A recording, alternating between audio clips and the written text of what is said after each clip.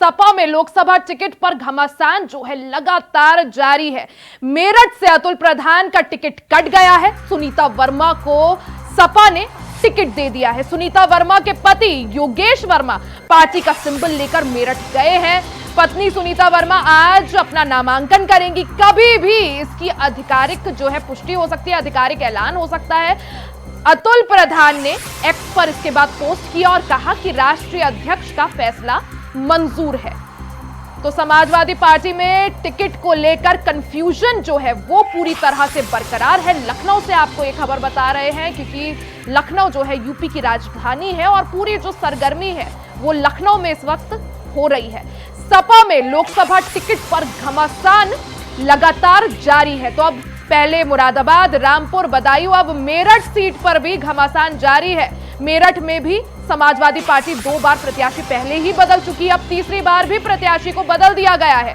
मेरठ से अतुल प्रधान का टिकट काट दिया है। इससे पहले आपको बता दें कि मेरठ सीट से समाजवादी पार्टी की तरफ से भानु प्रताप सिंह को टिकट दिया गया था। उसके बाद उनका टिकट काट कर अतुल प्रधान को टिकट दिया और अब फिर से अतुल प्रधान का टिकट काट दिया है और योगेश वर्मा की पत्नी सुनीता वर्मा को टिकट दे दिया गया है।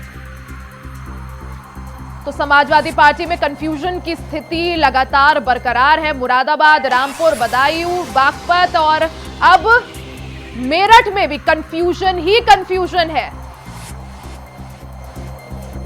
वहीं आपको एक और बड़ी खबर बता दें, जयंत चौधरी का इशारों में निशाना भी सामने आ गया। जयंत चौधरी ने समाजवादी पार्टी पर जमकर निशाना साधा और कहा कि विपक्ष में किस्मत वालों को टिकट मिलता है, कुछ घंटों के लिए टिकट मिलता है, उसके बाद किसी का टिकट कट जाता है। जिनका टिकट नहीं कटा है वो उनका नसीब है।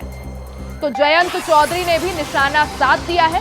जमकर निशाना साधते हुए जयंत चौधरी दिख रहे हैं। आपको उनका एक्स पर जो उन्होंने पोस्ट किया है वो दिखा रहे हैं। किस तरह से जयंत चौधरी ने कह दिया है कि विपक्ष में सिर्फ किस्मत वालों को ही टिकट मिलता है, कभी किसी की किस्मत तो कभी किसी की किस्मत, और थोड़ी देर के बाद उनका टिकट भी कट जाता है। तो अगर आपके पास टिकट है तो वो आपका नसीब है। डिसीजन हो गया, आज लास्ट डेट है। योगेश वर्मा जी सिंबल लेके गए हैं और वो नामांकन आज करेंगे। योगेश वर्मा जी उनकी वाइफ? ये मतलब मुझे कंफर्म नहीं, लेकिन मुझे लगा कि क्या नाम शायद वाइफ का ही है। लेकिन आपको मिला था टिकट पहले किसी और को, फिर आपको मिला। एक कार्यकर्ताओं में खुशी थी और अचानक से अब ये फिर से टिकट कट जाना। कल आप नामांकन दाखिल कर चुके थे।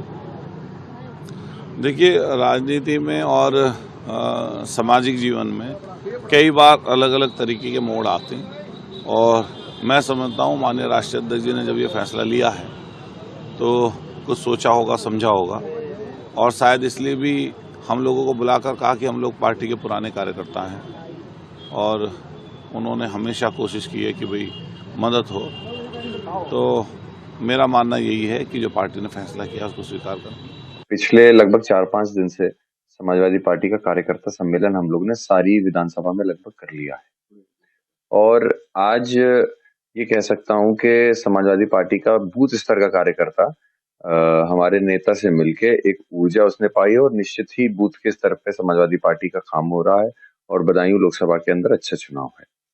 जब बैठकें हो रही थी उस बीच जो हमारे बूथ और सेक्टर जोनल प्रभारी हैं जिनकी बैठक हो रही थी, उन सब ने इस बात को हमारे नेतृत्व के सामने रखा कि लगातार पूर्व में भी जब नेताजी यहाँ से गए थे तो आदरणीय धर्मेंद्र यादव जी को एक युवा के तौर पे बदायूं को सौंप के गए थे। तो कहीं ना कहीं इसी को देखते हुए जनता ने और यहाँ के हमारे जो प्रभारी हैं सब लोगों ने इस बात को रखा कि आदरणीय शिवपाल सिंह जी की जगह अगर एक युवा चेहरे को यहाँ पे उतारा जाए तो कहीं ना कहीं पार्टी को और फायदा होगा। तो ये उन लोगों के मन की इच्छा थी। ये उन लोगों ने अपनी व्यक्तिगत, मुझे लगता है जो पार्टी के हमारे वर्कर है उन्होंने अपनी राय को रखा, हमारे नेतृत्व ने सुना।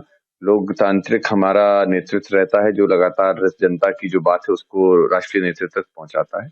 तो इस बात को भी हमारे नेता ने इस बात के लिए भी सभी लोगों को ये विश्वास दिलाया कि वो राष्ट्रीय नेतृत्व से बात करेंगे, जो उनका संदेश है उसको पहुंचाने का काम करेंगे।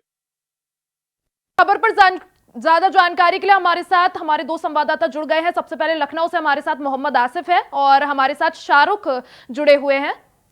सबसे पहले मोहम्मद आसिफ, मैं आपके पास आऊंगी। जिस तरह से अगर बात की जाए समाजवादी पार्टी की, पहले हमने देखा किस तरह से मुरादाबाद, रामपुर, बदायूं और अब मेरठ सीट पर भी कंफ्यूजन ही कंफ्यूजन है। आखिर कंफ्यूजन की वजह क्या, क्यों ऐसा होता है कि पहले एक को टिकट दिया जाता है, फिर उसका टिकट काटते हैं, फिर तीसरे को टिकट देते हैं, दूसरे को टिकट देते हैं?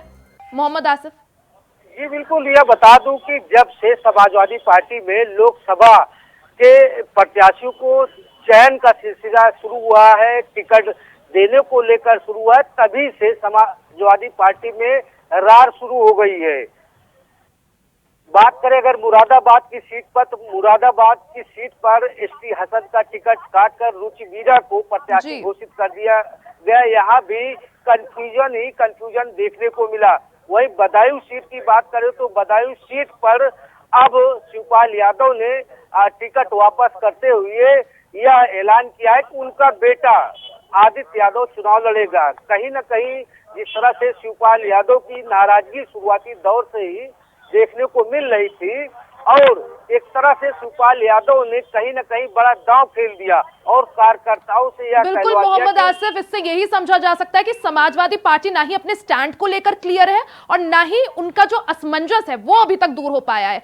हमारे साथ शाहरुख भी जुड़े हुए हैं मेरठ से। शाहरुख, जिस तरह से अगर देखा जाए, पहले भानु प्रताप को टिकट, उसके बाद अतुल प्रधान को टिकट, उसके बाद अब जो है योगेंद्र वर्मा, उनकी पत्नी सुनीता वर्मा को टिकट दिया है। क्या समझा जाए इससे, क्या समीकरण साधने की कोशिश की जा रही है? जी रिया, बिल्कुल आप ठीक कह रही है। जो समाजवादी पार्टी में फेर बदलने का, प्रत्याशी बदलने का फेर जारी है। लगातार समाजवादी पार्टी अपने प्रत्याशी बदल रही है। पहले भानु प्रताप का टिकट होता है, उसके भानु प्रताप का टिकट कटने के बाद अतुल प्रधान का टिकट कर दिया जाता है। अतुल प्रधान कल नामांकन करने कलेक्टर परिसर में आए थे। यही वो जगह है जहां पर अतुल प्रधान ने कल कलेक्टर परिसर में नामांकन किया था। उसके बाद अब सुनीता बिल्कुल, अब इसी चीज को देखते हुए जयंत चौधरी भी तंज कसते हुए दिखाई दे रहे हैं समाजवादी पार्टी पे कि जिसका नसीब है, कभी किसी को टिकट दे देते हैं, कभी किसी को टिकट दे देते हैं। बहुत बहुत शुक्रिया आपका शाहरुख, बहुत बहुत शुक्रिया आपका मोहम्मद आसिफ।